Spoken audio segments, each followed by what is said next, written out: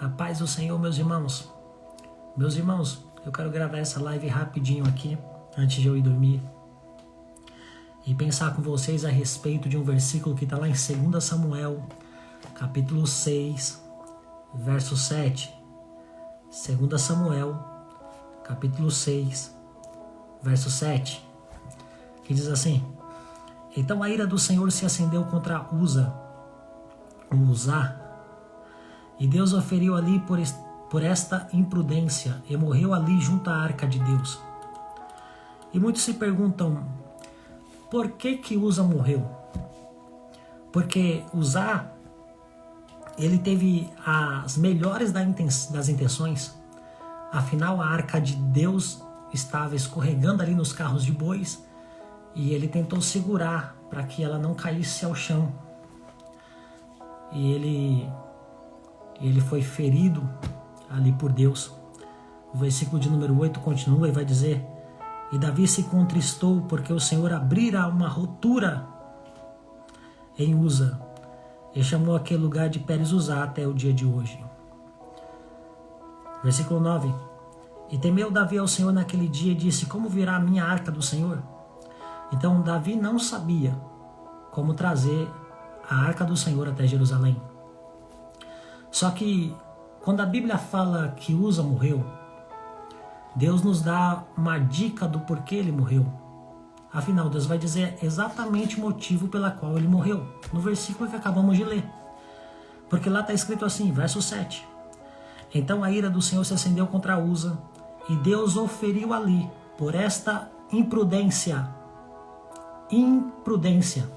Grife essa palavra aí na sua Bíblia, para que você tenha ela como chave para o entendimento que eu vou te passar aqui nesta noite. Porque imprudência é quando você sabe fazer algo, quando você tem o domínio daquilo, mas só quando você for executar, você não fez da forma que você aprendeu, da forma que você foi ensinado a fazer.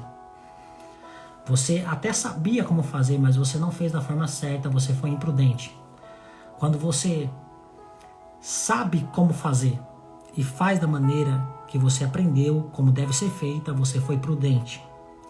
Quando você não sabe como deve fazer e você não faz, mas você não fez porque você não sabia, você foi ignorante.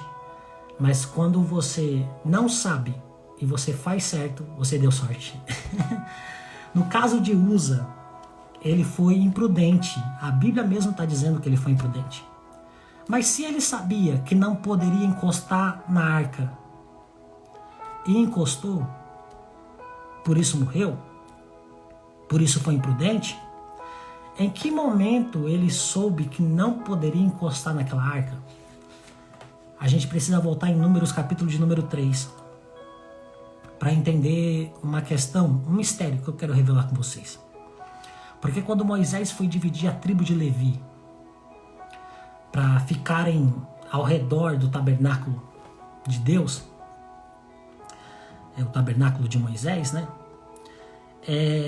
Ele separou em castas, está escrito em Números, capítulo de número 3. Os levitas é uma tribo muito importante ali dos israelitas. Existe até os nossos dias de hoje. Eu não sei se você conhece aquela marca Levi's. Levi's, os donos daquela marca são da tribo de Levi. Eles dominam o jeans. Os levitas tinham muitas atribuições na época de Moisés. E quando Moisés foi dividir as castas, ou seja, os grupos, ele dividiu por famílias. E ele dividiu em 3 grupos, conforme Números, capítulo de número 3. Ele dividiu os gersonitas, os coatitas e os meraritas. Gersonitas, coatitas e meraritas. Dos gersonitas, eu tinha algumas famílias. Eu tinha os libinitas e os simeitas, da tribo dos gersonitas. Da tribo de Levi e da família dos coatitas, eu tinha os aramitas, da onde tinha Arão e Moisés. É daí que vinham os sacerdotes. Quando você fala, os sacerdotes só poderiam vir da tribo de Levi. Na verdade, você está generalizando, porque a tribo de Levi ela é composta por 3 grandes famílias, os gersonitas, os coatitas e os meraritas. Na verdade, os sacerdotes só poderiam vir da tribo de Levi, da casa de Coate, ou seja, os coatitas, da família dos aramitas. Só daí poderia vir os sacerdotes. Então lá nos coatitas eu tenho os aramitas, eu tenho os isaritas, os hebronitas, os ielitas. Essas são as famílias que compunham ali a casa de Coate. E eu tinha os meraritas. Os meraritas, eles eram compostos pelos malitas e pelos musitas. Cada uma desses 3 grupos, cada um desses 3 grupos tinha uma atribuição. Os gersonitas, por exemplo, eles eram responsáveis por carregar as cortinas do tabernáculo ali do átrio. Eles eram responsáveis por carregar as peles dos animais, pele de texuga, as peles que cobriam o tabernáculo. 4 peles. Eles eram responsáveis por carregar essas peles toda vez que o tabernáculo tinha que sair de um lugar para o outro. E eles carregavam essas peles, essas cortinas em carro de bois. Era a instrução. E se você não fizesse conforme a instrução dizia, você era imprudente, porque a instrução já dizia que você tinha que fazer dessa forma. E como que deveria ser feito esse transporte? Toda vez que a nuvem se elevava e saía, eles tinham que desmontar o tabernáculo e seguir a nuvem. Todos os levitas se reuniam e cada um deles tinha uma atribuição. Cada um deles tinha um dever a fazer. Então os gersonitas iam lá e desmontavam os tecidos, as peles.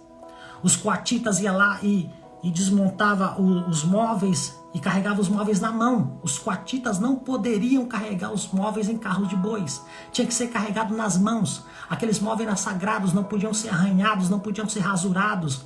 Então tinha que ser levado com cuidado, não poderia colocar em carros de bois. Esses móveis eram compostos pela Arca da Aliança, o candelabro, o altar de incenso, a mesa dos pães, a pia e o altar de holocausto. Quem eram os responsáveis por carregar esses móveis? Os coatitas. Os coatitas, de forma que os gersonitas e os meraritas não poderiam se aproximar desses móveis, porque os responsáveis eram os coatitas. E os meraritas ficavam responsáveis por carregar as partes externas do tabernáculo, as colunas, as cortinas que compunham ali a parte externa, as cordas, e eles também carregavam em carros de bois. Então os gersonitas carregavam em carro de bois, os coatitas levavam nas mãos os móveis e os meraritas também carregavam em carros de bois. Eles eram separados geograficamente ao redor do tabernáculo. Os gersonitas, por exemplo, eles ficavam no ocidente do tabernáculo, ou seja, atrás do tabernáculo. Os meraritas ficavam ao norte, ao lado ali do tabernáculo, ao norte, do lado esquerdo. E os coatitas ficavam ao sul, do lado direito. No oriente, ou seja, na parte leste, ficava os aramitas, ou seja, a família de Arão e de Moisés. De forma que se alguém se aproximasse da entrada ali da frente do tabernáculo e não fosse da família de Arão e de Moisés, eles eram mortos. Todo mundo sabia disso. Todo mundo sabia dessa instrução, todo mundo sabia e conhecia essas leis. E se eles fizessem de forma errada, eles estariam imprudentes, por isso morreriam. Todo mundo sabia que se um sacerdote entrasse no Santíssimo e tivesse em pecado, ele morreria, porque ele sabia que ele não podia entrar no Santíssimo em pecado, ele estaria sendo imprudente e morreria. Todo mundo sabia das atribuições das famílias dos levitas. Todo mundo conhecia isso. Quando Uzá toca na arca, ele não podia tocar na arca. A instrução já tinha sido dada e ele sabia disso. Uzá sabia que ele não podia encostar na arca por causa da instrução de Moisés.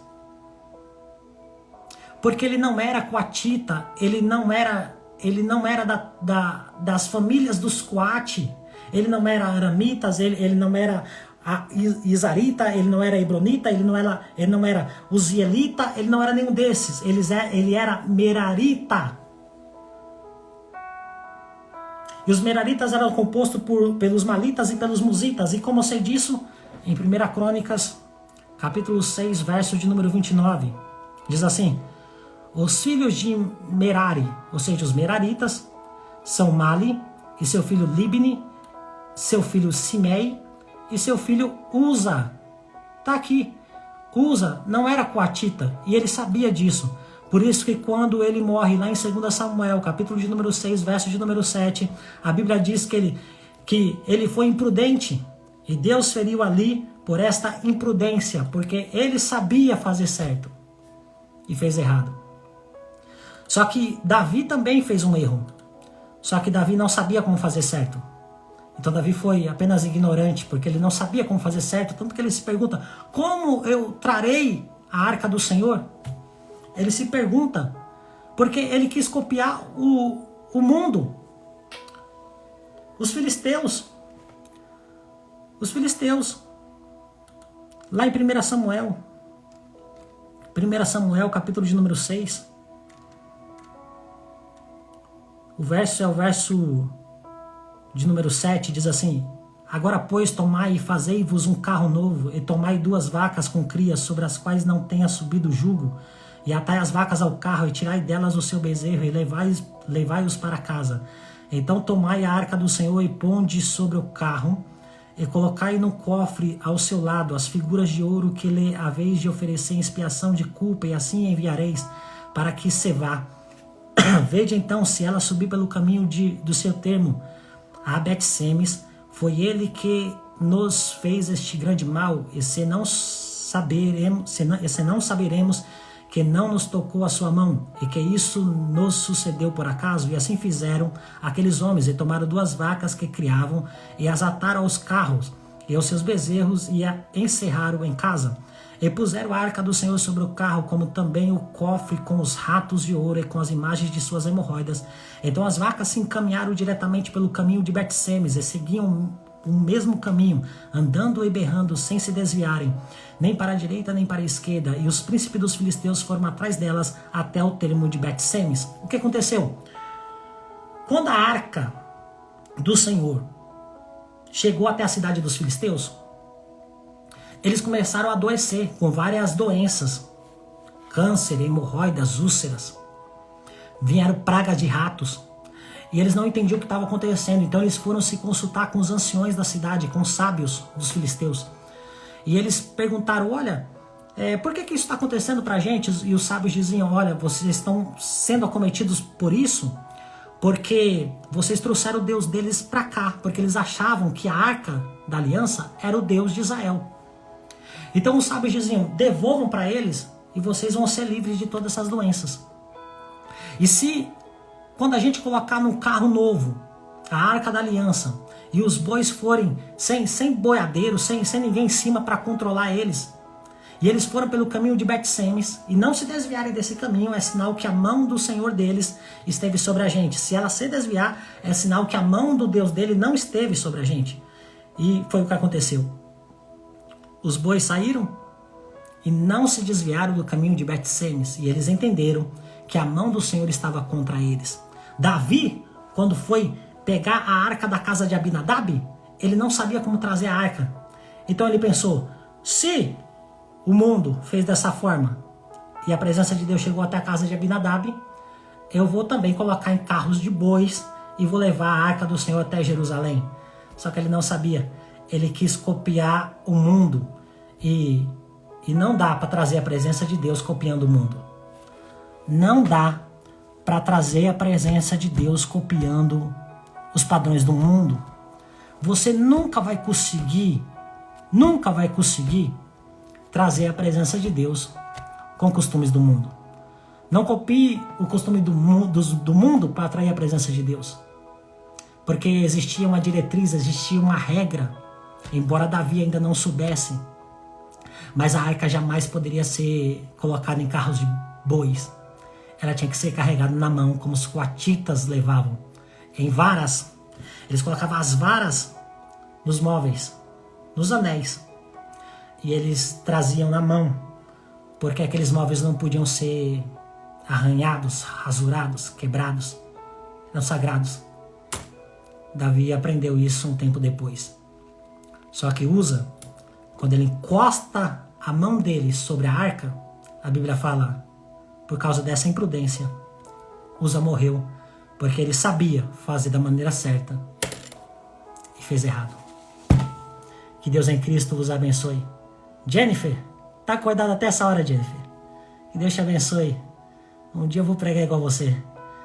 E quando esse dia chegar, a glória de Deus vai ser muito grande sobre a face da terra. Um grande abraço. Deus te abençoe. Ore pela minha vida. Deus abençoe. Fique com Deus.